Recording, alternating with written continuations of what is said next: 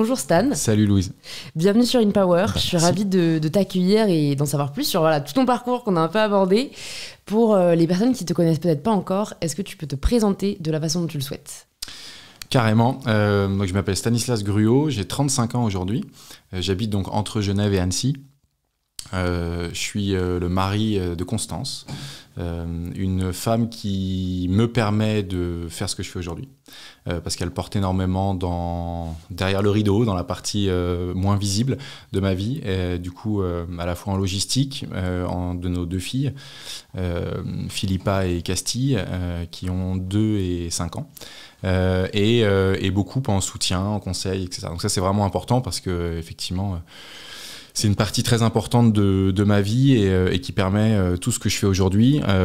J'ai été trader pendant 10 ans et ça a été une vie assez radicale, assez extrême, où j'ai beaucoup appris sur moi, mais d'une manière agressive. Voilà, il y a différentes manières, je pense, d'apprendre sur soi. Et là, je l'ai appris de manière assez brutale. Et j'ai tiré beaucoup de choses de cette période-là, mais surtout aussi beaucoup de leçons et beaucoup de force pour le projet d'après, qui était de lancer Explora Project, l'agence de voyage d'aventure durable que j'ai lancée à 30 ans à la naissance de ma première fille et dont je suis aujourd'hui cofondateur avec Alix qui m'a rejoint il y a 2 ans. Et donc on est des happy founders à Annecy. Ok, génial. Écoute, plein de questions me viennent. J'ai envie de revenir d'abord sur ton ancienne vie de trader. Déjà, qu'est-ce qui t'a poussé à t'orienter vers ce métier-là à la sortie de tes études ? Franchement, c'est une bonne question et je ne me la suis posée qu'en sortant. Tu vois. Ouais. En gros, pendant toutes ces années-là, ça a été un tunnel. C'est vraiment l'image est la bonne. Et en fait, je me suis dit à la fin, mais au fait, pourquoi, quand je commençais à souffrir un peu de cette situation-là à plusieurs égards, je me suis dit, mais pourquoi au fait t'étais rentré dans cette vie-là ? Et en fait, je savais pas. En fait. Et à essayer de reconstituer. Je pense que c'est pour des mauvaises raisons que j'ai globalement refoulé, mais je pense que c'est pour des raisons sociales. C'est-à-dire que c'était l'époque je suis rentré en 2009, post la crise de Lehman Brothers, crise des subprimes, dont on a parlé évidemment mondialement et qui nous a tous transformés. C'était pas le meilleur moment pour entrer dans la finance en plus. et c'est donc, en fait, un premier élément de réponse, c'est peut-être que je suis rentré pour des mauvaises raisons. C'est-à-dire qu'en fait, tout le monde dit mais c'était pas le bon moment, et pour moi c'était le bon moment parce que c'était le moment où le secteur était sous les feux de la rampe et c'est peut-être ce que je cherchais, tu vois, en fait.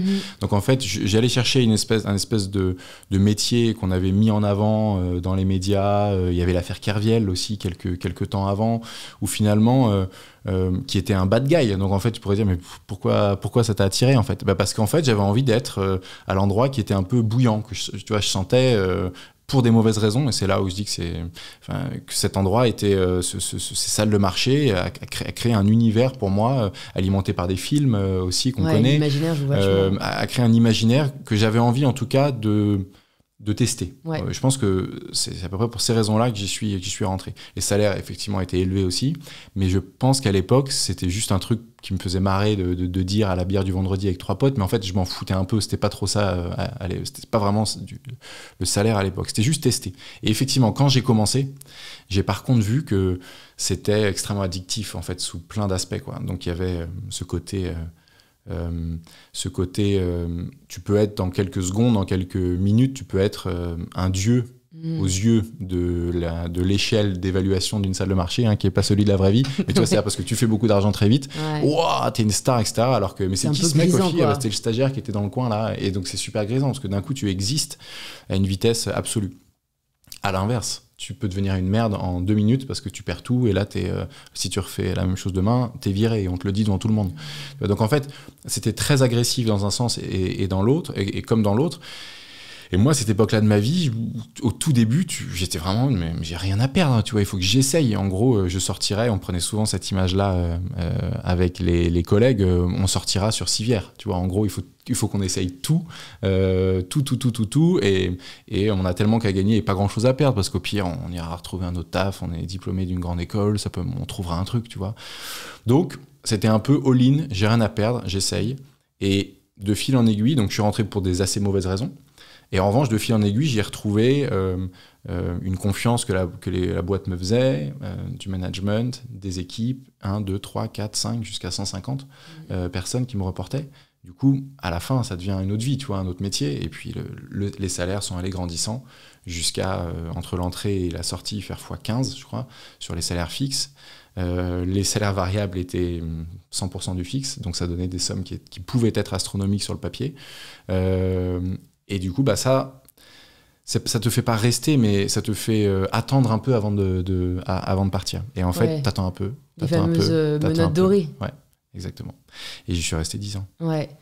Et on en parlait un peu en intro, tu disais que en fait ça change un peu ton état d'esprit, et en fait c'est vrai que j'ai fait dernièrement plusieurs podcasts avec une docteure en neurosciences ou voilà, quelqu'un qui avait étudié un peu aussi le fonctionnement du cerveau. En fait c'est fou à quel point juste la répétition muscle des parties de notre cerveau, et en fait toi le fait de à chaque fois devoir faire un peu ce rapport humain vs argent à muscler la partie de ton cerveau à plutôt voir ce chiffre grossir, et donc à te déshumaniser entre guillemets, hein, mais je trouve ça fou à quel point c'est un process qui peut être complètement inconscient. Ouais. Quand est-ce que t'en prends conscience, toi? C'est quand t'es parti, ou tu t'en rendais compte sur le coup voilà, tu commençais à te soucier plus de choses très matérielles et moins humaines? Alors c'est très juste ce que tu dis. Je ne crois pas m'en être rendu compte dans les premières années en tout cas. Alors il y a deux choses. Il y a dans les biais négatifs en fait comportementaux, dans les biais comportementaux négatifs de ce genre de carrière, pour moi j'en vois deux. Il y a effectivement le rapport au matériel et à l'argent, et il y a le biais du toujours plus. Tu vois, d'une formation de l'esprit qui est de dire j'en veux plus, je veux être le premier, je veux être très compétitif, qui est différent de l'argent. C'est-à-dire qu'il y a, et moi il y en a un qui a extrêmement pris chez moi, c'est le deuxième, c'est le côté d'être compétiteur, gagner toujours plus, je veux toujours plus. Et le côté argent. Le côté argent n'a pas vraiment pris. C'est-à-dire que effectivement, ça, je pense que ça a retardé le process de sortie, parce qu'on s'installe dans quelque chose, mais effectivement, à part un loyer qu'on payait trop cher avec ma femme à Genève parce qu'on avait trop grand, mais en même temps on avait 2 chambres d'amis et qu'on recevait plein de potes et qu'on faisait plein de soirées, etc. Il n'y avait pas d'extravagance non plus, tu vois. On était quand même assez... on avait un rapport à l'argent qui restait sain, quoi. Et, on aurait pu mieux l'utiliser, je pense, au regard maintenant, en plus, en tant qu'entrepreneur, je me rends compte que pour galérer à aller faire des levées de fonds, etc., tu te dis, mais attends, mec, t'es con, t'aurais dû... tu vois, si tu avais économisé pendant 2-3 ans ça, tu aurais fait ta levée de fonds tout seul, tu vois, c'est quand même stupide. Donc c'était mal utilisé, mais que c'était pas extravagant non plus. Par contre, effectivement, ce côté compétiteur était devenu, avait, comme tu le dis, par capillarité, en fait, pris tous les autres pans de ma vie. C'est-à-dire qu'en fait, tout ce que je faisais, il fallait toujours plus. Toujours plus, toujours premier, toujours gagner, toujours etc. Et c'était une course en avant, une espèce de fuite qui s'est projetée sur deux choses, sur le sport, donc moi sur la course à pied, où là c'était devenu, j'ai commencé par faire un 10 km et quelques années après, j'avais le record de la traversée de la France en courant. Tu vois. On me dit pourquoi t'as fait ça, pour peut-être des mauvaises raisons, mais en même temps c'est des mauvaises raisons à la base peut-être, mais c'est un bon résultat. Alors tu vois, tu as tendance à gommer un peu le process et à prendre que le résultat et à en être fier. Mais c'était clairement excessif. C'était clairement il fallait que je sois le meilleur en course à pied sur l'ultra endurance. Et donc je rentrais tous les soirs en courant du boulot à pied. Je faisais 21 km tous les soirs, un semi-marathon tous les jours entre Saint-Germain-en-Laye où était la salle de marché et Paris 15e, 16e où j'habitais. Et donc en fait, et des copains me disaient on boit une bière ce soir. Non, moi j'entends courant, machin. Donc j'ai eu des années où j'étais complètement coupé de tout. Ma vie était il y avait deux sphères dans ma vie. Je vais être le meilleur en ultra endurance en France et je vais être le meilleur trader de la planète, quoi. Voilà. Moi, quand j'entends ça, je me dis en soi l'aspect compétition. Il peut être un moteur, tu vois, il peut être sain, mais alors dans ce truc de toujours plus, ma question c'est est-ce que tu arrives quand même à être satisfait de ce que tu avais, de tes accomplissements En fait, non, je pense pas. Tu vois, c'est là où c'est un peu dangereux, c'est que c'était... je suis allé jusqu'à une pratique du sport en l'occurrence qui était addictive parce que les endorphines rentrant en ligne de compte, la répétition, le besoin corporel, etc. font que effectivement c'est devenu une addiction complète j'arrivais plus vraiment à en être satisfait pendant le process. Je suis allé jusqu'à faire du coup une 50aine de marathons de partout en Europe, de 100 miles, de trucs vraiment, tu vois, du d'Ironman. Je me souviens d'être content quand j'avais ma médaille ou quand j'étais finisher ou machin, mais pas plus que ça en fait. Et comme la traversée de la France en courant, je fais ça en 2011. Je retourne bosser le lundi, tu vois. Enfin, le lundi, j'ai pris une semaine de congé après. Et après, je suis retourné bosser. J'ai mis ça sous cloche pendant 10 ans ou 9 ans. Et j'en reparle là. On fait, avec Explora, on me ressort ça. Et je réalise. Et j'en suis hyper fier maintenant. Alors que pendant 8-9 ans... C'était juste pour dire que tu l'avais fait, quoi. C'était vraiment la fin plutôt que le moyen. Et c'était même pas la fin. Il y avait la traversée de l'Europe. Il y avait, tu vois, j'avais d'autres choses. Il n'y avait pas de fin. Il y a pas de fin. Et c'est là où c'est dangereux, en fait. Et comment tu l'expliques, tu penses, ce besoin de toujours plus? Tu penses que c'est de par le métier que tu avais à l'époque? Bon, il y a deux choses. Il y a effectivement, je pense que le métier a renforcé des traits de personnalité qui étaient déjà présents et qui sont, alors là c'est un peu compliqué, il faudrait rentrer dans quelques heures de psychanalyse, mais qui sont effectivement liés à, je pense, l'enfance que j'ai eue. En fait, c'est l'effet de bord négatif d'une enfance joyeuse et qui a beaucoup d'aspects positifs à bien d'autres égards. Donc en fait, je le vois comme ça. Tu vois, c'est un effet de bord mineur et négatif d'un effet d'une enfance en pleine confiance, en représentation, en cheering up de mes parents qui m'ont poussé et qui m'ont permis de faire plein d'autres choses super bien. Mais effectivement, l'effet de bord, c'est qu'il y avait une espèce de côté d'un peu de toute puissance en mode tu peux tout faire, mon fils. Je grossis le trait, mais tu vois, tu peux tout faire. Tu vas y arriver, t'es intelligent, t'as confiance en toi. Quand tu parles, on a envie de te suivre. Tout ce que tu fais, c'est génial. Donc du coup, ça m'a permis de dire... d'avoir confiance, de jamais être inquiet dans mes choix, de lancer ma boîte. Et là, aujourd'hui, quand on me dit non, mais c'est impossible, je me dis yes, c'est maintenant qu'on va jouer alors. Parce que, le moi, challenge est là. que c'est possible. Tu vois, et effectivement, l'effet de bord, il est que ça te...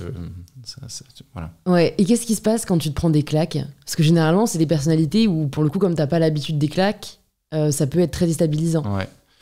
Parce que j'imagine, est-ce qu'à chaque fois que t'as fait un défi sportif, t'as eu la médaille? Écoute, c'est comme à cette question. Il va nous dire oui là. Quels sont tes échecs, tu vois?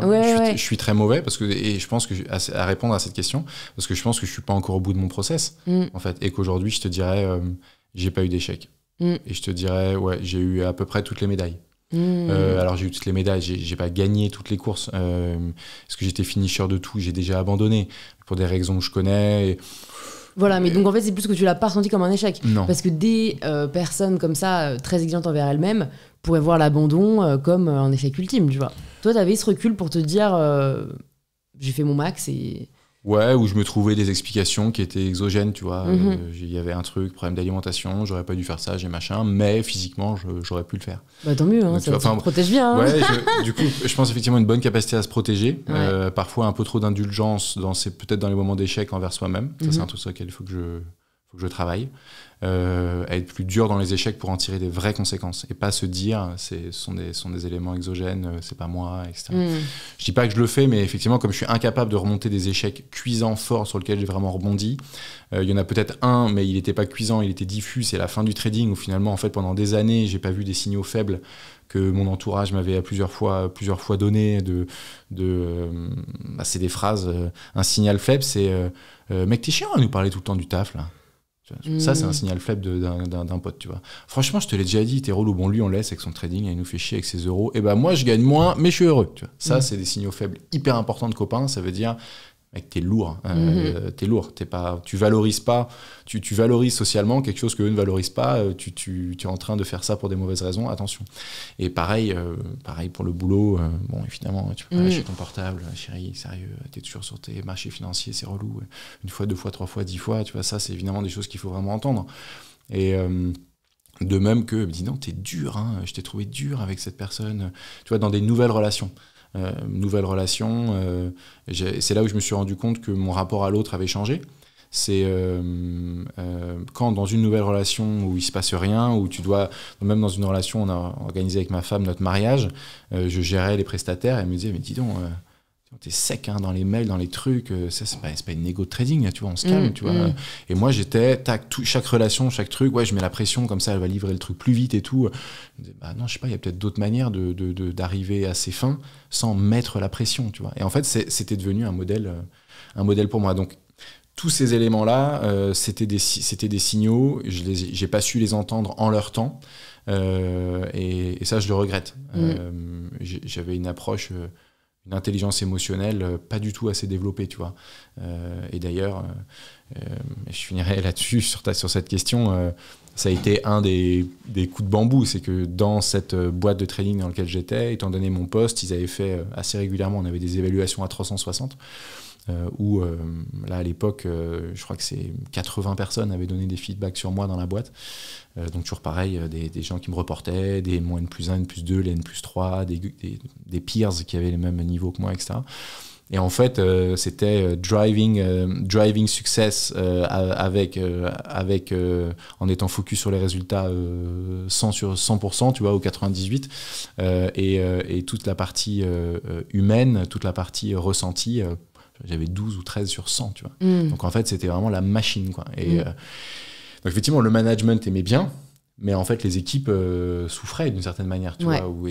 Et encore pire que ça, j'ai vu que j'avais en fait créé des managers en dessous de moi qui avaient les mêmes comportements et qui se calquaient sur l'homme que j'étais et ma manière d'arriver à des fins de résultats financiers.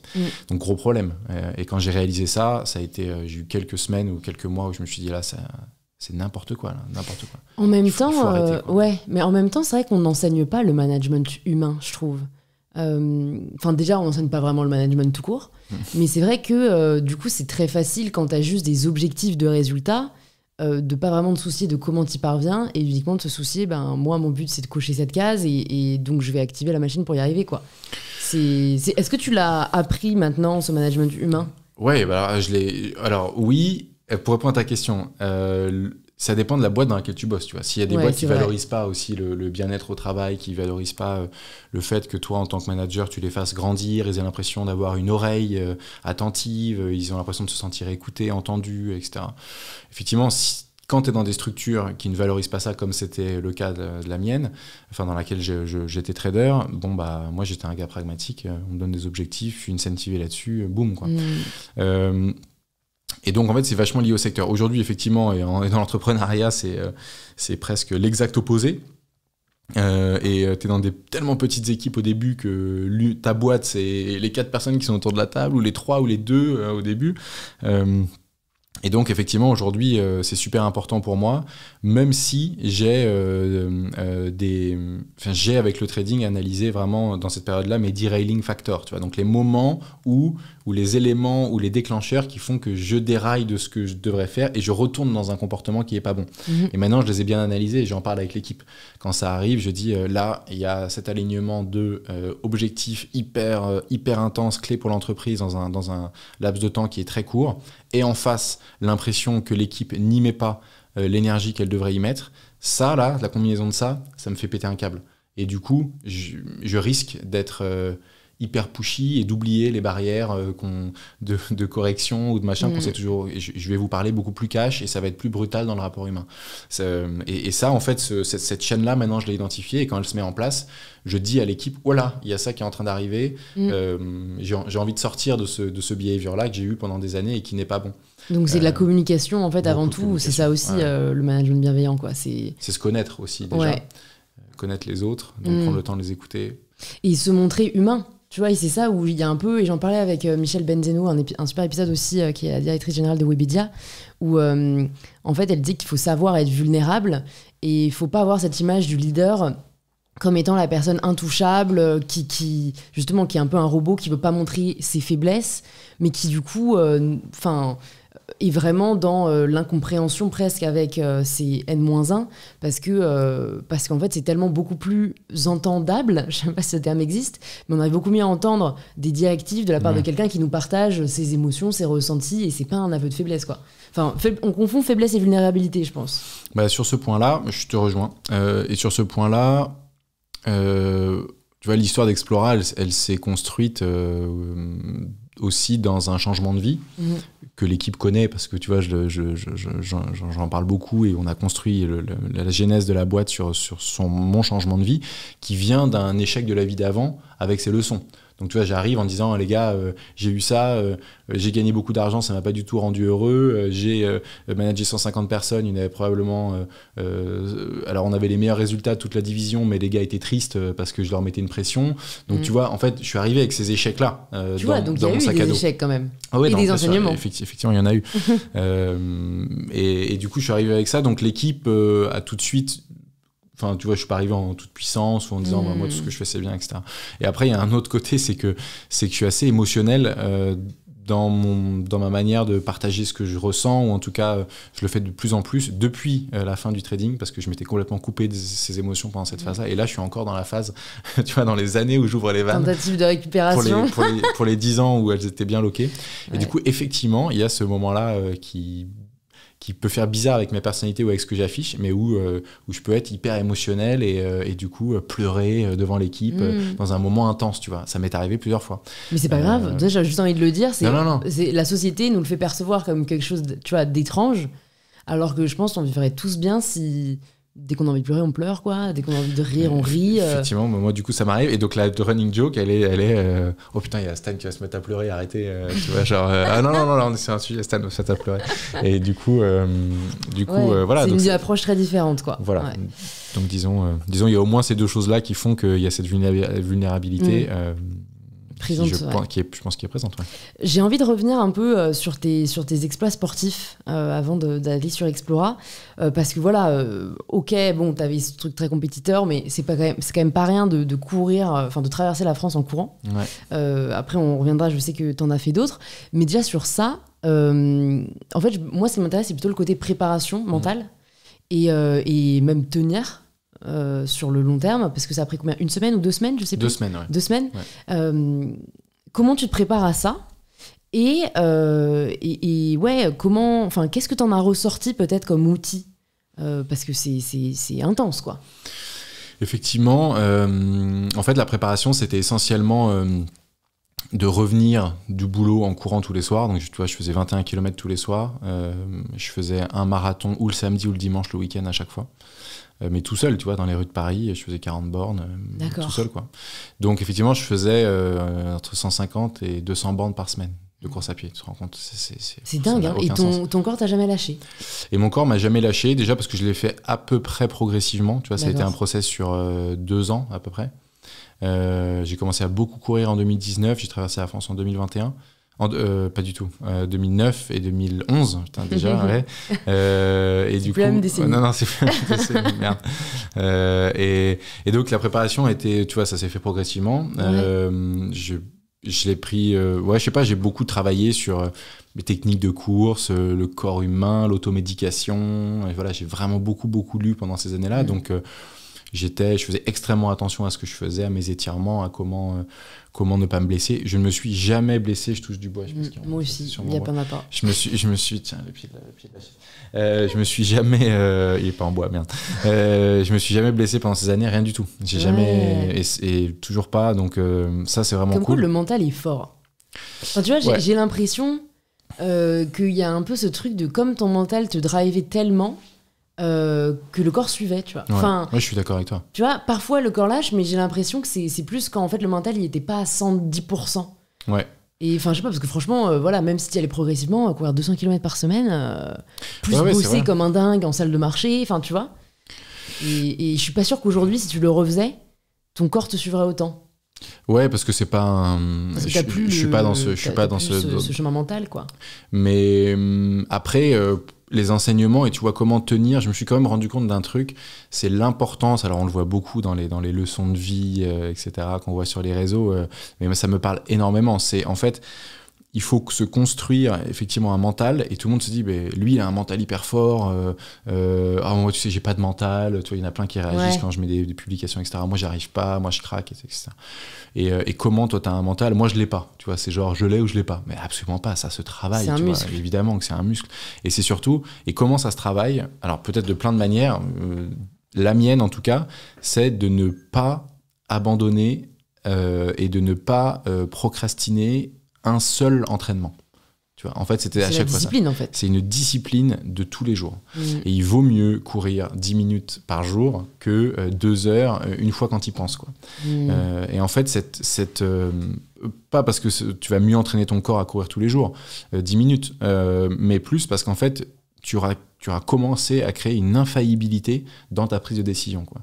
Et donc, tu vas te dire, mais je ne peux plus revenir en arrière. Et plus tu ajoutes comme ça des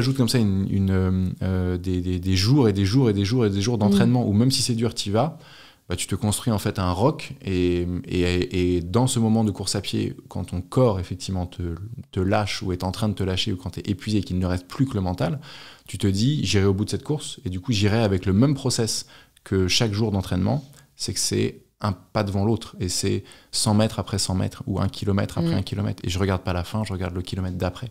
Et avec cette stratégie des petits pas, et ben en fait, tu peux toujours faire un pas de plus. En fait, tu peux toujours. C'est un peu no-brainer, quoi. Ouais, tu peux toujours faire un pas de plus. Ouais. Et donc, tu peux toujours faire 50 mètres de plus. Donc tu te dis... Et ainsi de suite. T'as eu des moments comme ça de grande souffrance, et on peut peut-être rebondir sur... J'ai vu que t'avais aussi fait le désert d'Atacama, qui doit être dans des conditions encore plus difficiles. T'as déjà eu ce moment où tu te dis... genre, je veux plus là, c'est vraiment trop dur? Ouais, alors je l'ai eu beaucoup plus sur la traversée de la France. En tout cas, ça m'a marqué parce que c'était agressif. J'ai eu 2 moments. Et sur Atacama, je les ai pressentis arriver, puis maintenant j'ai commencé à avoir des mécanismes un peu de défense ou de préparation pour faire en sorte que ça n'arrive pas nécessairement, ou ne pas arriver au bout du process. En fait, dans la traversée de la France, j'ai eu ce moment-là où c'était au 5e jour de course. Je devais être dans la forêt du Morvan à peu près. Je me souviens des grandes forêts des grandes forêts de pins, et qui faisaient peut-être 20-25 mètres de haut. C'était très lugubre, il pleuvait. Je courais dans les phares de la voiture que conduisait mon père. Il était 1h30 du matin à peu près. Donc ton père te suivait sur cette expédition? Il m'a suivi en fait sur cette aventure-là quelques jours. J'avais des copains, ma petite amie de l'époque, un copain de copain qui était kiné, qui conduisait une bagnole sur laquelle on a mis des stickers, un gyrophare, record la traversée de la France. Et ça, c'est pourquoi? C'est pour avoir du soutien? C'est pour avoir de la lumière? C'était pour avoir l'intendance, tu vois, la bouffe, l'eau, transporter le matériel d'un gîte à l'autre. On avait des talkie-walkie, il me disait tu vas devoir tourner à droite à la prochaine intersection, attention, c'est une route chargée, il serait plus safe que tu cours sur la bande de terre de droite parce qu'il y a un trafic important, sur cette partie-là on va se mettre en warning devant toi parce qu'il y a des camions. Donc c'est cool, t'avais réussi à embarquer des gens quand même dans le projet, malgré le fait de pas être très sociable à l'époque, si j'ai bien retenu, t'as réussi à embarquer les gens, quoi. Des très bons copains, quoi. Tu vois, des gars qui étaient OK pour aller au-delà de cette carapace un peu dure de cette période que j'ai traversée. Témoin de mariage et copain encore aujourd'hui, ça va de soi, tu vois. Arnaud, que je salue.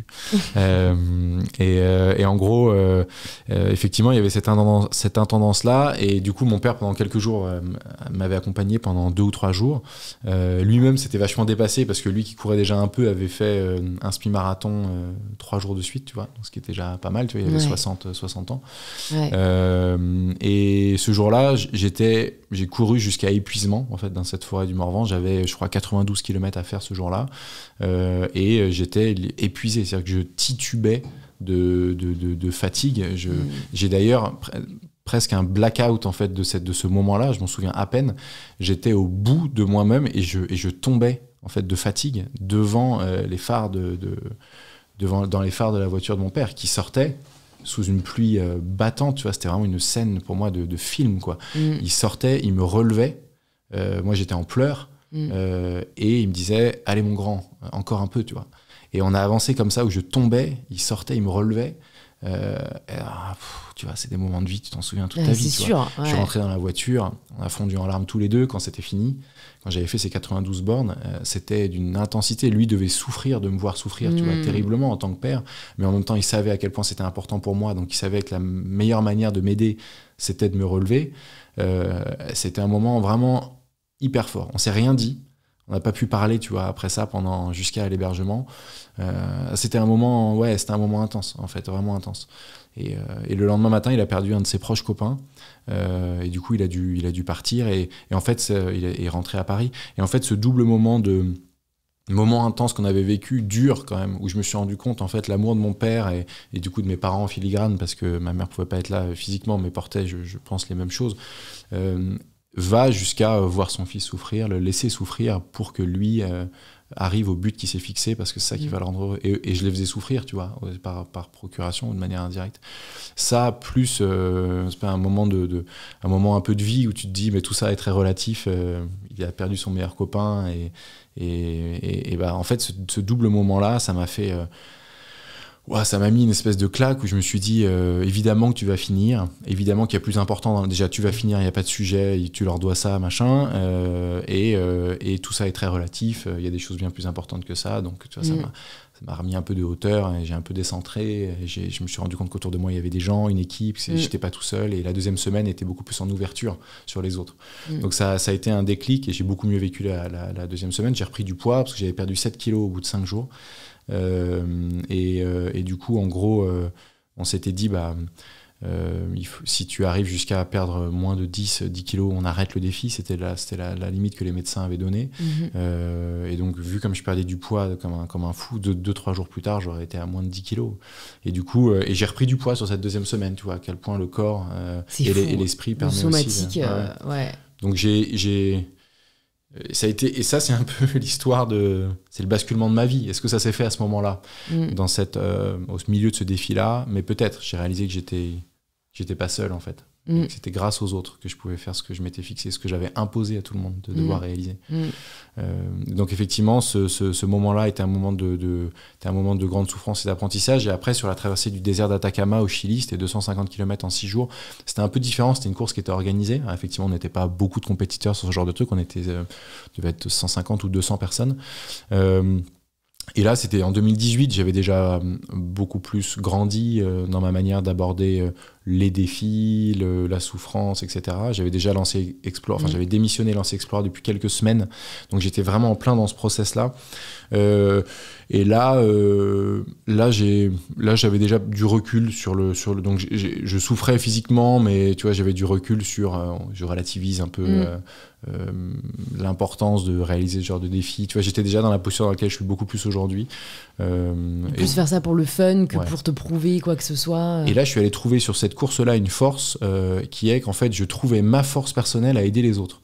Tu vois, dans cette course-là, j'ai aidé beaucoup de gens.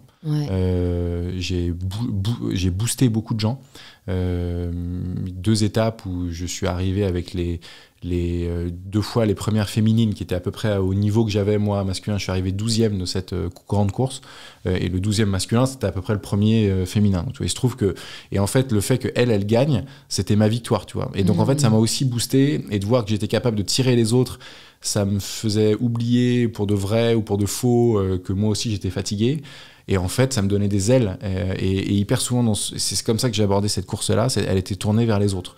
Ça me l'a fait le survoler un peu et être beaucoup plus en maîtrise, beaucoup plus heureux, avec beaucoup plus de souvenirs, beaucoup plus de belles rencontres, voilà, beaucoup moins auto-centré. Donc finalement, abordé complètement différemment, et c'est tellement plus riche. C'est une belle leçon. On va parler d'Explora Project. Alors, je me suis demandé déjà, en faisant quelques recherches sur les prémices, j'ai vu que tu avais commencé à bosser sur Explora Project quand tu étais trader, pendant plusieurs années, si j'ai bien lu.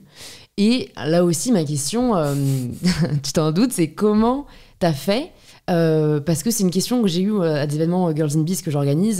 Tu vois, des filles qui sont déjà en alternance ou dans un job et qui ont une idée de side project ou de boîte, mais comment tu le rajoutes à une journée remplie de travail, après ta famille à aller voir, ton sport à faire.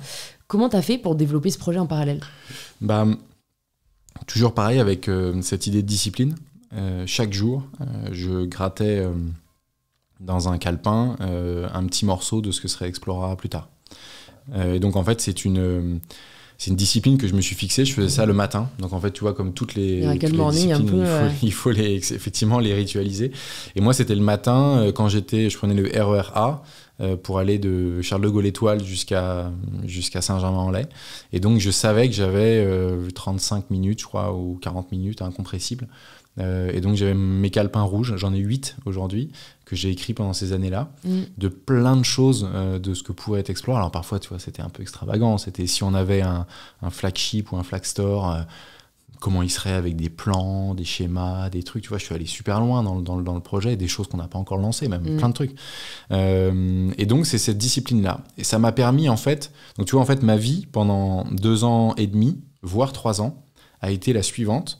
Elle a été le matin, dans mon RER, je grattais Explora Project, qui était la boîte que je lancerais après le trading, parce qu'il y avait cet après qui me permettait de tenir aussi. Je savais que je faisais pas ça toute ma vie, parce que j'étais en train de construire l'après. Donc je subissais pas mon métro boulot dodo, tu vois. Je savais qu'il y avait l'impression d'agir, quoi. Ouais, je construisais mon projet d'après, chaque jour un peu plus. Il y avait métier intense de trading tunnel pendant la journée, le soir la course à pied qui me permettait de relâcher quand même un peu, et je passais des coups de fil aux copains pendant que je courais. Parce qu'en fait, si tu es capable de parler pendant que tu cours, c'est que tu es à la bonne vitesse. D'accord. Donc c'était important pour moi. Donc ça a commencé comme ça, un peu très course à pied. Ouais. J'avais lu ça dans un magazine, je trouvais ça marrant, pertinent. Ouais. Et en fait, c'était super pratique parce que comme j'étais coupé de tout dans ma vie, j'avais au moins 1h30 chaque soir où je pouvais appeler quelqu'un. Et donc pendant 1 heure, je me faisais une conversation avec quelqu'un le soir. Pas de point de côté Non. Mais non, mais tu sais, j'étais devenu 200 bandes par semaine. Je courais à 12 km/h comme on marche. Quoi. Et du coup, ma vie était organisée comme ça. Et tu dis comment tu trouves le temps, parce qu'il y a des choses que je faisais pas. Parce que j'avais une vie sociale qui était un peu rabougrie. Alors j'avais 2-3 énormes teufs de temps en temps quand je pétais un câble. Mais en fait, c'est tout. Assez peu de vie festive, assez peu de vie sociale. Pendant ces quelques années, pendant la majeure partie, pas de petite amie. J'étais en mode, tu vois, robot. Donc ça a été au détriment d'autres choses. Ouais, mais c'est bien de le dire. Hein. Enfin, tu vois, parce qu'en effet, les gens se posent la question. Et moi, je l'ai souvent dit aussi dans des vidéos ou autres. Moi, c'était pareil, quoi. C'était... J'avais aussi une discipline, alors en plus j'étais étudiante à côté, donc c'était études, le soir projet, sport le midi ou le week-end, et puis pas vraiment de vie sociale. Et en fait, quand t'as une soirée par mois, ça te contente, quoi. Ouais. Donc c'est juste savoir qu'est-ce qui vous nourrit, et puis nourrir ce que vous avez besoin de nourrir, et ce sera différent d'une personne à l'autre, quoi.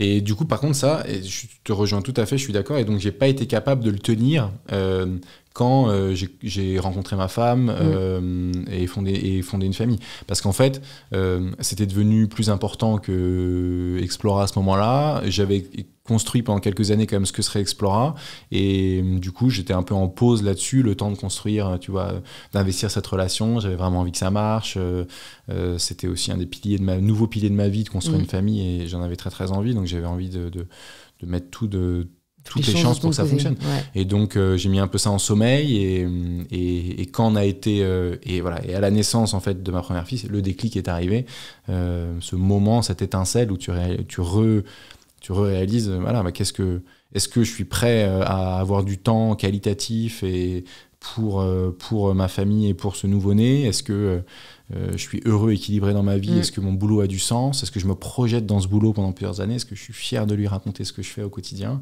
Et à l'époque, je me suis dit non. Donc, il y a urgence. Quoi. Bon, pour celles et ceux qui n'ont pas d'enfants, imaginez si c'était le cas. Ça permet, je pense, en effet, de se poser les bonnes questions et d'avoir les bonnes réponses. Ouais. Pour parler d'Explora, tu le présenteras rapidement quand même, parce que même si j'en parlerai en intro, t'en parleras encore mieux avec tes mots. Mais ce qui m'a interpellée dans mes petites recherches, c'est que j'ai vu que, alors je sais pas si c'est toujours le cas, mais qu'en tout cas, quand j'ai lu cet article, il y avait une hypercroissance de 300% chaque année sur Explora.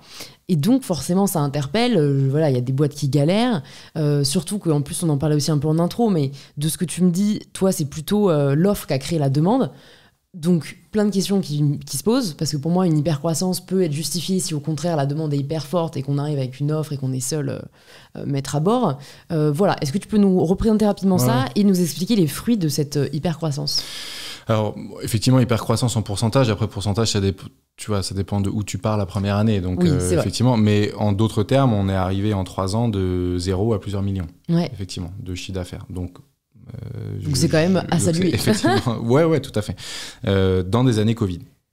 Et en fait, c'est là un élément clé. C'est que je pense que le Covid a joué un effet d'accélération et a fait maturer notre marché de plusieurs années en quelques mois seulement. Alors, contre-intuitif au possible. Oui et non, c'est-à-dire que voilà, effectivement, oui, il y avait une entrave à la mobilité des personnes pendant cette période-là, mais il y a eu aussi 3 autres tendances de fond sociétales qu'Explora incarnait. La première, c'est la nécessité de mettre le nez dehors et de se reconnecter à la nature, puisqu'on était enfermés et confinés. La deuxième, c'est la nécessité et l'envie grandissante, exponentielle, de soutenir des marques qui ont du sens et qui servent une mission d'ordre écologique et sociétal. Et ça, c'est un combat générationnel sur lequel on n'a pas forcément à revenir là, parce que c'est une évidence, je pense, pour ceux qui écoutent ce podcast, mais ça l'est pas pour plein d'autres personnes. Non, mais oui, mais en l'occurrence... Je pense qu'on le rappellera jamais assez, c'est que notre carte bancaire, c'est une façon de voter, quoi. Est-ce qu'on veut soutenir des marques qui n'ont pas forcément les mêmes valeurs que nous, est-ce qu'on aspire à soutenir des valeurs qui ont les mêmes marques tout à fait. C'est vrai qu'on en bénéficie aussi avec je ne sais quoi. Mais du coup, toi, t'avais déjà observé cette tendance de fond de façon avant de lancer Explora. Et tu vois, le deuxième tendance de fond, ça a été ça, et la troisième, ça a été le besoin de se dépasser et de se projeter et de se fixer des objectifs qui nous motivent. Parce qu'on a été dans une période grise, ou en tout cas brouillée d'objectifs. On était, tu vois, c'était embrumé. Voilà, on avait du mal à se projeter. On se projetait à... Castex nous parlait de pour 15 jours, pour un mois, et puis en tout on avait du mal à avoir de la visibilité. Et donc finalement, ce trio a fait qu'Explora s'est retrouvé avec la bonne proposition de valeur au bon moment. Ça a été lié à une communication qu'il y a eu sur notre levée de fonds pendant le premier confinement. Donc effectivement, les gens se sont dit attends, confinement dans le travel, il y a une boîte qui lève 1,5 million, ça doit être le tourisme de demain, parce qu'il y a des gens qui lui font confiance dans cette phase de crise. Chaque crise amène des opportunités et des changements souvent structurels dans les secteurs. Et donc effectivement, nous on est arrivé avec une proposition de valeur différente, du voyage d'aventure, d'un point de vue business désintermédié. Donc il n'y a aucun autre acteur entre le guide local et le client final que nous, alors que le travel est très intermédié. Tu achètes à quelqu'un à destination qui opère ton voyage, et puis tu le revends en ligne, et puis tout le monde se repasse en fait le voyage, se saucissonne les marges, se passe d'un service client à l'autre, etc. Et pour nous, c'était un trust et une transparence qui n'était pas du tout à la hauteur de ce que le consommateur méritait. Donc du coup, on a aussi, d'un point de vue très business, changé beaucoup de choses. Donc on est arrivé avec un environnement de marge beaucoup plus solide que les acteurs du secteur. On a été financé parce qu'on a posé cette vision du tourisme d'après. On a su, Alix et moi, rassurer en mode... Quoi qu'il arrive, on va y arriver. Cette crise va être une crise d'opportunité et il y aura des places à prendre, une consolidation dans notre secteur, et on va être l'acteur qui va le faire. Donc, financer avec le bon produit, sur un modèle de marge beaucoup plus résilient que d'autres acteurs du secteur, et trop petit pour vraiment souffrir. Tu sais, au début, tu as peu de charges, tu peux à peu près couper le marketing et tu mets une partie de l'équipe en chômage partiel, il te reste pas grand-chose quand tu lèves 1,5 million d'euros, donc tu peux investir en market quand tout le monde coupe. Et c'est ce qu'on a fait. Et effectivement, le cocktail de tout ça a fait que le projet a tout de suite été poussé, et on a pu effectivement faire quasiment, je crois, 1,5 million d'euros de ventes dans l'entre-deux confinements. Avec 2020-2021, juste dans ces quelques mois d'entre-deux confinements, où en fait on a posé des voyages de bivouac, d'initiation à l'alpinisme, de première expérience sur un voilier, etc., des choses un peu différentes, et on a trouvé un nouveau public, et de fil en aiguille, tu vois, ça a donné ça a donné ce que ça a donné aujourd'hui. Et donc à l'époque, parce que tu dis Alix t'a rejoint il y a 2 ans, elle te rejoint avant la levée de fonds, et pourquoi est-ce qu'elle te rejoint? J'ai un des enseignements du trading, c'est que je voulais plus manager seul. Tu vois, je voulais plus diriger seul. Et parce que c'était très vertical en trading. Une seule tête, une seule voix, un seul qui appuie sur le bouton, tu vois, pour pas que... Comme on est sur un partage des... Enfin bref, c'est le modèle classique. Et du coup, moi, j'avais pas envie de ça. J'avais envie de quelque chose de plus riche, où on se nourrisse. j'avais conscience de mes failles, tu vois, de qui je n'étais pas, ce que j'avais du mal à faire, pour être plus clair, ce que j'avais du mal à faire et ce que je recherchais chez quelqu'un d'autre. Et du coup, tout de suite rechercher un cofondateur, une cofondatrice, et Alix s'est imposée pour moi parce qu'elle portait exactement ce que je n'avais pas, une connaissance du tourisme. C'était sa deuxième boîte. Elle avait créé Copine de voyage, une boîte qui existe encore, du voyage féminin trentenaire, qui était un vrai succès. Elle était basée à Annecy déjà. On avait le même âge, à l'époque 32 ans. Et puis, on avait ce qui me semblait les mêmes valeurs ou la même éducation. En tout cas, on se comprenait, quoi. Et du coup, j'ai eu énorme fit avec elle. Et tout de suite, je lui ai proposé de me rejoindre. C'était pour moi une évidence. Et donc, elle m'a rejoint fin 2019. Début 2020, avant la levée de fonds. Elle a dû dire quand même 2 mois plus tard, mauvais timing. Hein. Elle l'aurait eu dans sa boîte aussi, tu vois, dans la boîte précédente aussi, elle était déjà dans le Parce qu'elle a quitté son autre boîte du coup. Ouais, elle a quitté son autre boîte, qui en l'occurrence faisait aussi beaucoup de long courrier, tu vois, donc c'était presque, c'était plutôt compliqué. Bien vu, en fait. C'était plutôt compliqué. Et donc, ça s'est fait de manière assez naturelle, et c'est aujourd'hui l'une des forces du projet. Tu vois, c'est notre duo, très différent. D'ailleurs, Alix, on la voit pas trop, mais les équipes la voient beaucoup. Elle a vraiment un rôle de CEO, de Chief of Operations, de DG, tu vois, avec un grand souci du détail et une connaissance du secteur, un recul aussi sur les crises, tu vois, pas se faire des crises du tourisme. Elle fait ça maintenant depuis 6 ou 7 ans. Du coup, elle a vu des hauts, des bas, des saisonnalités, des éléments qui... Voilà, et donc beaucoup moins vulnérable à des décisions émotionnelles dans ce genre de moment. Donc, on est arrivé dans cette crise-là, assez serein pour les raisons qu'on a vues avant, et on s'est dit justement c'est le moment de poser des bases différentes pour notre secteur, notamment sur la partie éco-responsable, où en fait on s'est dit là on est dans un nouveau paradigme dans le voyage. Tout le monde est chez soi, tout est bloqué. Et donc, en fait, tu vois, tu as ce sentiment de page blanche qui n'a jamais été autant présent qu'à ce moment-là. Et on s'est dit, mais qu'est-ce qui est important pour les gens ? On a fait des surveys, Quanti, Cali, on a passé des coups de fil avec nos clients, etc. On a essayé de comprendre ce qui était important pour eux. Et on s'est dit, mais le voyage de demain, c'est quoi ? On doit l'écrire maintenant et on doit l'annoncer au moment de la communication de la levée de fonds. Parce qu'on aura une opportunité inouïe de pouvoir communiquer. Effectivement, on a dû faire 3 ou 4 BFM en 2 mois, tu vois, un truc comme ça. Et alors ça, si je peux m'arrêter juste là-dessus, parce que je sais aussi qu'il y a des filles de Girls in Biz qui lèvent des fonds, et il y a cette difficulté d'avoir de la presse, des télés, des médias. Toi, comment, parce que t'étais nobody en vrai avant, maintenant tu te les construis, tu vois, mais comment t'as réussi à avoir ces premières télés, ces premières publications On a, franchement, j'ai l'impression que le vrai premier moment, ça a été avril 2020. Ça a été effectivement l'annonce de la levée de fonds. C'était vraiment le moment où on s'est mis à se connecter à vraiment tous les médias. On a eu une RP qui était, je pense, très douée sur l'annonce de levée de fonds. Donc bien s'entourer. Que je pourrais donner, tu vois, parce que moi j'ai vraiment, elle est forte. Du coup, je pense qu'elle était très bien, très adaptée à des petits budgets de start-up aussi, où on dit, on veut que communiquer, on veut pas un RP tous les ans, tous les mois, tout le temps, en fil continu. On veut communiquer là sur cette opération sur 5 semaines, ou objectif communication levée de fonds. Et effectivement, elle nous a très bien entendus. On en avait 2. Il y en avait une personne spécialiste de la levée de fonds, communication levée de fonds, et un autre Grégoire qui lui était spécialiste de notre secteur de l'aventure, etc. Donc en fait, tu vois, il y avait et le secteur et le happening. On avait les deux.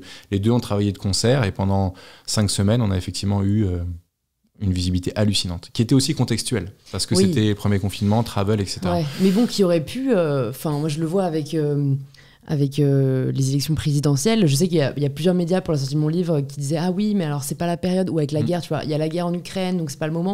Et j'étais là, en vrai, vous pouvez parler d'autre chose, non ? Donc tu vois, le confinement, on ne parlait que de ça.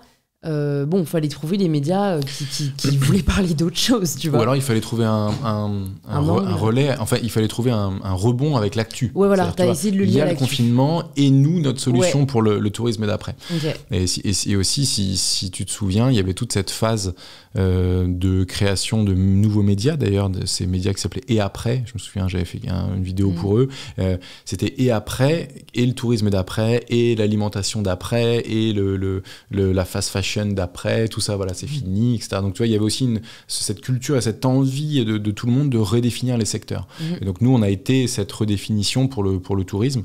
Et du coup, je dirais comment est-ce qu'on l'a construit. Donc il y a eu ce premier moment fort, et après il y a eu dans le discours, un discours qui est toujours le cas aujourd'hui, qui est un discours qui est engagé. Tu vois, un discours qui est sans langue de bois, qui est engagé, qui est un peu bourrin aussi, tu vois, ce qui est la personne que j'étais aussi, parce que c'est moi qui l'incarne majoritairement. Donc bourrin, je viens pas du sérail, du secteur, je viens pas du travel, tu vois, j'ai rien à rendre à ce secteur-là. Je sais même pas si je me sens aujourd'hui de ce secteur-là, tu vois, quand il y a des événements travel. Je dis pas que c'est bien, mais moi j'y vais pas, tu vois. En fait, j'ai une mission qui est celle qu'on a avec Explora de réinventer le tourisme et d'avoir un impact positif sur l'homme et l'environnement et de permettre à chacun de vivre des expériences en outdoor fortes. Mais du coup, c'est tout. En fait, moi, j'ai pas d'attache, je suis pas le porte-voix d'un secteur. J'essaie de faire des best practices et de me dire si elles sont copiées, c'est top, elles le sont. Alors on peut râler, on peut dire les machins nous imitent, machin a lancé la même chose que nous, machin copie notre manière. Mais en fait, non, on s'en fout, on avance. Ça sert la mission, quoi. Faut pas regarder dans le rétro, faut avancer. Il y a du marché pour tout le monde, faut arrêter de regarder les concurrents. Il y a sur la place pour tout le monde, partout, tout le temps. Je crois pas à ce discours-là par l'exclusion. Donc, grosso modo, on a construit un discours qui était franc, qui était facile à identifier. Et donc, on n'a pas des médias qui nous appellent tout le temps parce qu'on est sur le travel et une certaine niche du travel. Par contre, dès qu'il y a quoi que ce soit qui s'y rapproche, on pense à nous tout de suite parce qu'on a eu ce discours-là franc et un peu bourrin. Et après, il y a eu quelques happening, on va dire, ou quelques clashs qui ont fait des mini-buzz quand j'étais en face du fondateur de Pierre et Vacances sur BFM qui faisait un greenwashing absolu. Il y a eu quelques moments un peu où ça a clashé, qui ont fait parler d'Explora. Donc voilà, il y a eu ces moments-là. Et puis qui veut être mon associé, pareil, en fait, rien n'arrive par hasard. C'est-à-dire qu'en gros, je me souviens à l'époque, on me demande beaucoup comment tu as pu faire qui veut être mon associé. Ils ont des dizaines de milliers de candidatures. Et voilà. Ouais, à ce point-là Je crois que c'est un truc de fou. Peut-être que je m'emballe en disant dizaines de milliers, mais c'est au moins milliers. C'est un truc de malade. Et si bien que je ne sais même pas si elles sont toutes vues. Enfin, tu vois, il y en a trop quoi, sur ce formulaire-là de candidature qui est en open source sur Internet. Ça postule de partout, même de l'étranger. Et du coup, en fait, à la base, nous, on a été pris là-dessus le dernier jour, une semaine avant le dernier jour de tournage. Il y avait un post LinkedIn de la casteuse. Je ne vais pas donner son nom sinon elle va se faire pourrir, mais elle avait fait à l'époque sur LinkedIn un post, on cherche une boîte ou quelques boîtes parce qu'on a eu des agréments dans le tournage, il y a des journées de tournage qu'on va pas prendre parce que ça s'est mal passé ou je sais pas quoi. Elle avait tourné ça en mode il se trouve qu'on cherche des boîtes pour tout de suite quoi. Et mettez en commentaire si vous avez des idées de boîtes. Et en fait j'avais marqué Explora Project, bien sûr, c'est tout. Et le truc, le post a été liké, enfin mon commentaire avait été liké plus que la publi, avait été liké genre, je sais pas, des centaines de fois, et donc il avait dû remonter. Et ça, tu l'expliques comment? Parce que les gens connaissaient, parce que, tu vois, il est même pas particulièrement drôle, tu vois. Non. Parce qu'ils voulaient soutenir Explora pour ça, parce qu'en fait, ça faisait un an qu'on avait décidé d'une stratégie de personal branding, j'allais incarner la boîte. On s'est dit justement pendant le premier confinement avec Alix, maintenant, en fait, tu vois, la démarche assez simple. C'est la merde pour le travel, attention aux coûts, même si on a une levée de fonds, faut pas faire n'importe quoi. Donc le marketing payant, faut faire gaffe, faut essayer de débrancher un peu et de faire beaucoup plus de trafic organique sur le site. Organique, quels sont les leviers de l'organique? Il y en a plein, création de contenu, machin. Ok, il y a aussi le personal branding, incarner la marque et avoir d'autres comptes qui, de manière indirecte, font connaître Explora. Qui veut l'incarner? Stan veut le faire, Alix veut pas le faire, go quoi. Et du coup, on commence comme ça. Je commence à communiquer sur LinkedIn. Ça prend. Là aujourd'hui, j'ai 30 000 followers. Tu vois, ça a pris en près de 2 ans ou 1 an et demi, mais ça a pris quand même assez vite. Donc t'as quelques best practices à partager pour se développer sur LinkedIn?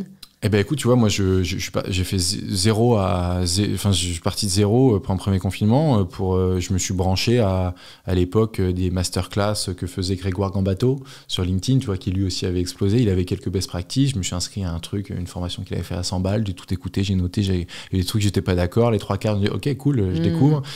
J'étais très proche aussi d'Alex Viseo. Alex Viseo qui était un ancien blogueur voyage comme Bruno Maltor et super connu en France qui est devenu coach en personal branding après la première mission bêta-test qu'il a fait avec moi. Tu vois, je lui ai dit, moi, je veux faire ça. Il m'a dit, moi, j'aimerais que ce soit un changement de vie pour moi et d'être coach en ça. Est-ce qu'on essaye ensemble de poser les prémices d'une formation en ligne que maintenant, il s'appelle Brandeo Impact et il a des promos de centaines de personnes tous les trimestres. Enfin, c'est ouf. Du coup, on a commencé vraiment ensemble. Il a commencé avec moi, qui était son cas d'école. Et du coup, voilà, effectivement, je me suis rapproché de ces deux personnes-là. Et après, d'ailleurs, c'est ce qui suggère beaucoup, regarder les posts qui marchaient, les tendances, etc. Et surtout, essayer de trouver, moi, qu'est-ce que je peux apporter comme valeur, en fait. Ouais, tu qui vois, est la base, quoi. Qu'est-ce que je peux apporter comme valeur. Et donc, moi, assez vite, je me suis dit, c'est sur le changement de vie, quels signaux faibles il faut voir, comment on change de vie. Dans cette nouvelle vie, si on veut changer de vie, ça peut être un nouveau salariat dans un domaine qui n'a rien à voir, ça peut être à son compte, lancer sa boîte. Et après, ça fait pas du tout peur, c'est pas du tout grave, c'est pas du tout angoissant, c'est justement hyper épanouissant, machin. Mais donc voilà, démystifier ça. Et après, sur le travel et sur le greenwashing qu'il y a dans notre secteur, à lancer des gros pavés dans la mare, assez régulièrement, en taguant Club Med, Pierre et Vacances, Center Park, les mecs, vous faites n'importe quoi, tac, tac, très bourrin. Donc ça, effectivement, ça a créé en mode... Les gens aiment bien le côté qu'est-ce qui lui prend, tu vois, à essayer de le faire de manière jamais bad buzz, c'est-à-dire jamais pour qui se prend ou machin. Oui, mais juste tu lanceur d'alerte, toi, plus. On flirtait quand même avec on était sur la crête, mais toujours d'un côté constructif. Et du coup, voilà, sur Instagram, avec un autre prisme que j'étais un peu moins à l'aise, qui était un peu plus, les coulisses de la boîte et un peu plus perso, voilà, que je continue à faire, mais maintenant un peu plus côté entrepreneurial, essayer d'apporter des conseils au quotidien pour lever toujours un peu ces petites barrières invisibles qu'on a dans son cerveau. Et donc ça a fait que ce post-là a été plébiscité sur LinkedIn, et ça a fait que la casteuse m'a appelé une demi-heure après ce commentaire-là. Elle m'a dit ok. Elle était en galère, de toute façon. Si c'était les derniers jours de tournage, il fallait quelqu'un. Et elle m'a dit, en fait, de toute manière, on vous avait identifié. Il fallait que je vous appelle. Merci pour ce reminder. Ah ouais. Et donc, en fait, elle aussi, elle dit, on vous avait vu sur LinkedIn, on avait vu sur les Instagram, on vous avait déjà identifié. Donc, en fait, tu vois comment, il n'y a pas de miracle. C'est des graines que tu plantes. Discipline, tu sais où tu veux aller. Et même si tu as 10 000 followers sur Instagram que j'ai, tu te dis, on s'en fout, c'est nul, c'est petit, ça sert à rien. Mais en fait, il y a beaucoup de gens qui voient. Et de fil en aiguille, Denis Brognard s'est mis à me contacter sur Instagram et LinkedIn parce qu'il avait vu Explora. Alors que comment veux-tu que je sache qu'à l'époque, avec mes 2000 followers, je savais que là-dedans, il y en avait un qui était copain avec Denis Brognard, qui lui avait screenshoté le truc et qui lui avait dit, jette un coup d'œil, c'est génial, va voir. Tu vois, et donc il nous a contactés en nous disant c'est top ce que vous faites, comment je peux vous aider. Tu étais là, ok, j'ai l'impression que cette rencontre va changer le cours de l'histoire. Prochaine émission, c'est Koh-Lanta. Et donc tu vois, voilà, il y a pas de recette miracle. Il y a un apprentissage des best practices. Tu plantes ta graine, tu es résilient, tu sais que ça va marcher un jour, et de fil en aiguille, il y a plein de ramifications qui font que ça fonctionne. Le chemin se prend forme. J'ai quelques petites dernières questions pour toi. Déjà, je voulais juste parler de cette levée de fonds. De savoir pourquoi vous l'avez fait à ce stade-là, et quelles sont tes premières embauches une fois que tu as levé ce 1,5 million. Ça peut être aussi un truc, tu vois, on peut facilement se perdre, surtout si c'est la première fois qu'on le fait. Ouais, alors, puis c'est d'autant plus d'actualité qu'on a la deuxième là, qui va arriver, qu'on va annoncer bientôt et qui est franchement plus grosse. Et donc, nécessairement, mais la démarche est exactement la même. On a, en fait, cette levée de fonds, pour nous, on s'est dit, on est dans un secteur qui est un secteur compliqué, c'est pas un secteur, c'est un secteur usuellement de faible marge, sur lequel il y a une compétition qui est importante, sur lequel il y a un scale, qui est le mot qu'on dit souvent, donc de capacité à faire grandir ta boîte très vite, avec des coûts opérationnels qui n'augmentent pas aussi vite que la croissance de ton chiffre d'affaires, un scale qui est compliqué, parce qu'on a beaucoup d'opérationnels dans notre secteur, et dans notre métier, puisqu'on a des intermédiaires, donc on fait tout, quoi. On fait le guide, le matos, la bouffe, le transport, l'hébergement, partout en Europe, donc c'est quand même, on est connecté à littéralement des milliers de prestataires en direct, donc énorme boîte de logistique en fait qu'Explora Project, et du coup on s'est tout de suite dit il va falloir qu'on structure nos opérations par la tech, et qu'en gros on automatise un certain nombre de tâches qui nous prendraient beaucoup trop de temps. On peut pas se dire tiens, j'envoie un mail à la main pour réserver un hébergement le 3e jour de mon départ, de mon 700e départ du mois de mars, tu vois. En gros, tu es obligé d'avoir une certaine automatisation de ces tâches-là simples. Donc on s'est dit déjà objectif tech. Bien comprendre notre métier pour être capable de créer une architecture tech et de devenir d'une agence de voyage à une travel tech. Ça, c'était en gros première brique. Brique qui était le cas à l'époque de la première levée, et qui l'est toujours, qui a même été le pitch de Qui veut être mon associé. On va créer un module tech, etc. Et qui est toujours aujourd'hui, pour cette nouvelle levée de fonds, un des objectifs, parce qu'on veut toujours le renforcer. Après, il y avait aussi une capacité à créer du contenu. Ma vision, elle est qu'on vend du voyage, et on vend de l'expérience par des testimonials d'expériences réussies de gens ordinaires en vidéo. Voilà, ça, j'en suis convaincu. Donc, il faut créer de la vidéo, il faut tout créer en interne.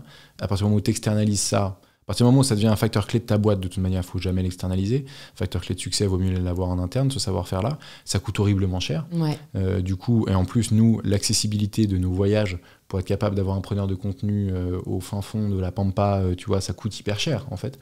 Et du coup, clairement, ça, c'était un gros domaine sur lequel on a travaillé. Comment on crée du contenu, comment on fait remonter du contenu de nos participants, comment est-ce qu'on le charte, mais pas trop charté, parce qu'il faut que ça fasse brut et réel aussi, parce que c'est ça les codes des achats de la nouvelle génération. C'est je veux voir le vrai commentaire, tu vois. Je veux voir la photo dégueulasse dans TripAdvisor. En fait, c'est celle-là qui me convainc beaucoup plus que la belle photo de l'établissement officiel. Du coup, la photo dégueulasse, la photo qui a l'air amateur et qui montre de manière amateur que l'endroit est bien. Voilà, en gros, donc il y avait un gros pan création de contenu. On a tout internalisé, tout s'est fait en interne maintenant, de notre podcast Homo Exploratus aux vidéos qu'on fait, tous les contenus, tout est internalisé. Donc ça a été un deuxième gros pan. Et puis après, il y avait toute la partie, la troisième brique, qui va être toute la partie CRM, relations participants, membership, création de communauté. C'est-à-dire comment est-ce qu'on interagit avec cette communauté-là pendant le premier, et comment est-ce qu'en fait on la convainc et on la rassure pour que chaque membre qui s'inscrit sur le site achète une expérience qui l'épanouisse et dont il se sentira fier à son retour.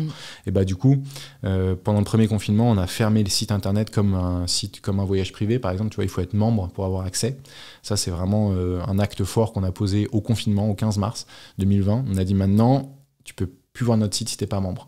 Et donc en fait, on s'est mis à avoir de 0 membres à 160 000 aujourd'hui inscrits sur la plateforme. Donc ça, c'est un asset de malade, parce qu'en fait, on n'a pas à les retargeter, comme on dit, on n'a pas à racheter notre audience qui coûte hyper cher dans le tourisme, de racheter un client à chaque fois, comme si tu l'avais jamais vu, etc. Donc ça permet de le connaître, de connaître sa navigation, de savoir ce qu'il aime, de lui proposer des choses qui sont adaptées à ce qu'il recherche. Et donc lui, il se sent pas matraqué par des trucs dont il se fout, tu vois. Donc en fait, ça rend aussi beaucoup plus quali, tu vois, l'expérience utilisateur. Et donc, voilà, il y avait la mise en place de ça avec la première levée de fonds, et là, avec la deuxième, il y a l'organisation de ces 160 000 membres en parcours sur le site un peu plus différencié en fonction des envies de chacun, des communications qui sont moins push et un peu plus inspi et ciblées sur ce qu'ils recherchent, etc. Donc voilà, mais ça c'est quand même derrière, c'est une grosse architecture de mailing, de travail de base, de tech, etc. Voilà. Donc en gros, c'est ces 3 pans-là qu'on développe voilà, à Annecy. Donc on a aujourd'hui une dizaine et bientôt une quinzaine de postes ouverts sur notre page Welcome to the Jungle. Ok, je mettrai ça derrière du podcast. Comment est-ce que tu progresses ? Moi, je progresse beaucoup en observant et en échangeant avec des gens meilleurs que moi. Donc, assez vite, ça a été ma première quête quand je me suis retrouvé dans ce coworking de Genève le lendemain de ma démission. Enfin, le lendemain du jour où j'ai pu partir de ma boîte d'avant. Je me suis retrouvé dans un coworking avec ma nouvelle adresse Gmail et aucun mail dans la boîte, tu vois, alors que j'en avais 1000 par jour, littéralement 1000 par jour. Donc je me suis retrouvé seul et je me suis dit, ok, donc il y a des trucs que tu sais faire dans la roadmap des prochaines semaines, et il y a des trucs, j'avais aucune idée, quoi. Donc hyper vite, je me suis dit, il faut absolument que tu te branches à des sachants, que tu te branches à des mentors, à des gens qui peuvent t'aider, tu vois. C'est vraiment très pragmatique, quoi. Et du coup, j'ai rappelé mon école. Ah, tiens 10 ans après. Il est vivant. Alors non, pendant ces 10 ans-là, effectivement, d'où l'importance de garder le lien. J'avais permis à beaucoup d'EDEC de rentrer quand même dans cette boîte-là, la boîte Cargill, dans laquelle d'accord. j'étais, voilà. Cette boîte de trading. J'avais juste poussé leur CV, parce que je poussais les CV des gens que je pensais bons, tu vois. Il n'y avait pas de favoritisme, mais en tout cas, ça aide toujours d'avoir une porte d'entrée. Ouais. Donc l'école, j'avais beaucoup donné d'un point de vue recrutement et insertion des diplômés pendant ces années-là. Donc effectivement, ils m'ont rendu en disant, bah voilà, on a EDEC Young Entrepreneur, je crois que c'était le nom du truc. On peut t'aider sur comment monter ta boîte dans le premier temps, machin. Donc je me suis branché à ça m'a vachement aidé. De fil en aiguille, EDEC, alumni, comme toi, les anciens, tu montais un truc dans le travel, je te connecte à machin. Et là, j'ai pris littéralement une centaine de cafés avec la planète entière de gens qui pouvaient m'aider et faire progresser le projet. Il y a eu des ratés, des gens que j'ai commencé à faire rentrer dans le projet. Tu sais, au début, tu dis, bah, je peux te filer peut-être quelque part, parce que tu sens que la personne peut vachement t'aider et être clé, puis en fait tu reviens un peu, tu dis en fait non pas du tout, c'était un mauvais chemin. Donc voilà, j'ai essayé des trucs, ça n'a pas tout le temps pris, mais je me suis beaucoup entouré. Si j'ai qu'une qualité, c'est celle d'être capable de m'entourer de gens meilleurs que moi pour faire progresser la boîte. Et du coup, très vite... il y a eu les fondateurs donc il y a eu Alix, il y a eu les fondateurs, il y a eu l'EDEC en premier lieu, il y a eu des premiers business angels qui ont fait confiance au bout de 2 mois ou 3 mois, il y avait rien. Donc tu t'es lancé avec des fonds. Ouais, je me suis lancé avec des fonds. C'est vrai que sur du travel, t'as pas trop le choix en fait. Bah, pas si tu veux aller vite. Ouais. On aurait pu faire la même chose avec, en allant 2 ou 3 fois plus lentement, mais c'était pas la personne que j'étais, tu vois. C'est clair. Donc, pour moi, il fallait que ce soit tout de suite. Il fallait que ça aille vite, fort, tout de suite. Ouais, mais tu connais rien dans le travel. Ouais, mais on s'en fout parce qu'on est en train de développer un autre travel. Donc, de toute manière, c'est la page blanche. Donc, c'était un peu mon biais. Mais je savais quand même au fond de moi en disant ça que effectivement, je connaissais rien au travel et qu'il fallait que je m'entoure de quelqu'un qui a été ensuite Alix. Et donc, levée de fonds, petite levée de fonds, tout de suite avec mes anciens boss aussi du trading et le premier environnement des anciens EDEC qui étaient autour de Genève. Qui avaient 40, 50, 60 ans, qui avaient des boîtes, qui étaient business angels et qui ont... Donc on a pu lever 200 000 euros au bout d'1 mois et demi, je crois. Okay. Et donc effectivement, ça aide énormément. Tu vois, ça aide énormément. Et ça, c'est grâce à ma vie d'avant, grâce au réseau que j'avais construit avant. Et effectivement, et ça, grâce à ta détermination, enfin tu vois. Etc. Et tous me disent maintenant, à l'époque, franchement, on comprenait pas grand chose à ce que tu nous expliquais. On s'est dit, ça a l'air d'être une niche de niche, parce qu'au début, en plus, Explora, tout début, c'était des expéditions engagées, hyper dures, hyper sportives. Tu vois, c'était des trucs à la Mycorn pour monsieur tout le monde. En mode, on va t'amener avec des modules de formation à faire des expés de tarés, infaisables. Donc, laisse tomber, je sais même pas si j'aurais trouvé un seul client sur la planète. Mais, donc, ils se sont dit, il n'y a aucun marché, mais on sait qu'il fera pas ça. Mais on sait que c'est lui qui le fera. Tu vois, en gros, c'était un peu ça qui m'avait dit. C'est vraiment une confiance dans l'humain, quoi. Ouais, ils se sont dit, bon, là, il faut lui laisser le temps en tant qu'entrepreneur de redescendre un peu. Là, il est au début, la phase un peu, il est parti un peu partout dans tous les sens, et puis il va redescendre et il va faire un projet qui d'un point de vue business, a du sens. Et c'est effectivement ce qui s'est passé, petit à petit. J'ai fait mon cheminement, quoi, à moi. Et donc, effectivement, ça a démarré comme ça. Ok, bon, bah super. Merci pour tes précieux conseils. J'ai 2 dernières questions pour toi. Si tu avais une ressource à nous partager, un livre, un film, un podcast, que tu aimerais recommander aux personnes qui nous écoutent, ce serait quoi ? Alors, il y a le bouquin La 25e heure, qui est un super bouquin et qui permet de se rendre compte qu'on peut pas... qu'en fait, la vie, c'est être concession et organisation. En tout cas, le quotidien est concession, discipline et organisation. Et à se mentir sur je veux tout faire sans concession et je peux tout faire, et ben en fait, on fait beaucoup de choses mal, on glisse, on dérape et on fait pas les bonnes choses. Donc ça, je crois que c'est vraiment important, cette prise de conscience, cette organisation, cette discipline, cette ritualisation du quotidien. En fait, ça paraît un peu chiant. Mais au début, comme tous les nouveaux apprentissages, c'est très mécanique et il faut se fixer des règles et ça a l'air d'être une contrainte. À partir du moment où c'est devenu votre manière de travailler et que c'est devenu inné, c'est un gain de temps, d'énergie et de satisfaction pour toutes les sphères de votre vie qui est essentiel. Et après, je ne sais pas si c'est une ressource, mais c'est en tout cas un type d'enseignement ou un type de philosophie de vie qu'on peut trouver dans plein de différents supports, qui est l'idée de la vie, c'est un tabouret à 4 pieds.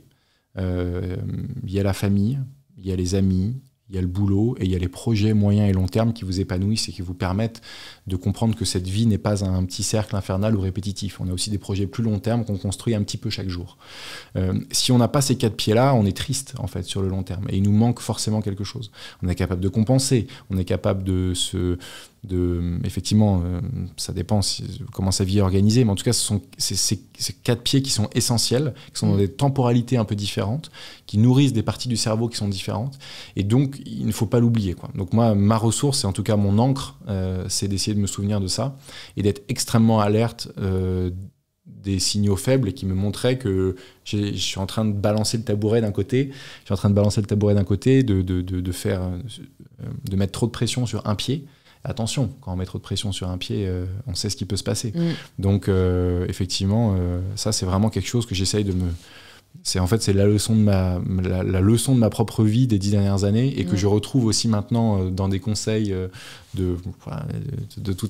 sur les réseaux sociaux, tout un tas de conseils de vie, etc. et qui fait un écho absolu chez moi. Et donc, c'est ça que je partagerai. Super. Mais écoute, j'ai la dernière question à te poser, la question signature du podcast. Ça signifie quoi pour toi prendre le pouvoir de sa vie ? C'est déjà savoir prendre le temps pour être capable de prendre le pouvoir de sa vie. Je pense qu'il faut prendre le temps de savoir ce qui est important pour soi et ce qui nous fait grandir sur le long terme. Et c'est dans ce dernier mot qu'est toute la différence. Sur le court terme, on peut se dire ce qui est bien pour demain, ce qui est bien pour la semaine d'après, etc. Mais sur le long terme, des choses structurantes. Quand je me retournerai sur ma vie, de quoi est-ce que je serai fier ? De quoi est-ce que je serai fier, heureux et confiant de raconter à mes enfants, mes petits-enfants même, qu'est-ce que je veux leur laisser ? Et à partir du moment où on se pose cette question-là, je pense qu'on a un regard sur cette décision immédiate qui est très différent. Et on investit les pieds du tabouret peut-être un peu différemment. Et donc, je pense que tout naturellement, on prend le contrôle de sa vie sans force, avec douceur et confiance, quand on a fait ce travail préalable et qu'on l'exerce au quotidien, quoi. Super. Ouais. Merci beaucoup Stan. J'ai passé un trop bon moment et c'était hyper intéressant. C'était le premier un peu aventurier entrepreneur que je reçois. Tu vois, il y a ces 2 aspects que je trouve très chouettes. J'ai même pas dit, attends, je vais quand même le lâcher à la fin, mais j'en parlerai, tu sais quoi, en intro aussi, que j'ai fait une expédition d'Explora Project pour la bucket list. Mais de toute façon, les vrais savent déjà vu qu'ils ont vu la vidéo et que j'ai partagé. C'est franchement la vidéo que j'ai préférée à regarder de ce que j'ai fait. Ah, c'est cool. Je trouve que c'est elle est vivante, elle est drôle, elle est riche. Enfin voilà, je vous la mettrai aussi dans les notes du podcast. Et pour les personnes qui nous écoutent, qui veulent en savoir plus sur toi et sur Explora, où est-ce que tu veux qu'on les redirige ? Eh ben écoute, sur Instagram, principalement Instagram, Facebook, YouTube aussi. Voilà, à la fois Explora Project et moi en perso sur Instagram, LinkedIn et Facebook. On est actifs et du coup, vous pouvez carrément nous retrouver sur les réseaux. Super, tout sera dans les notes et j'espère à très vite. Merci beaucoup Louise.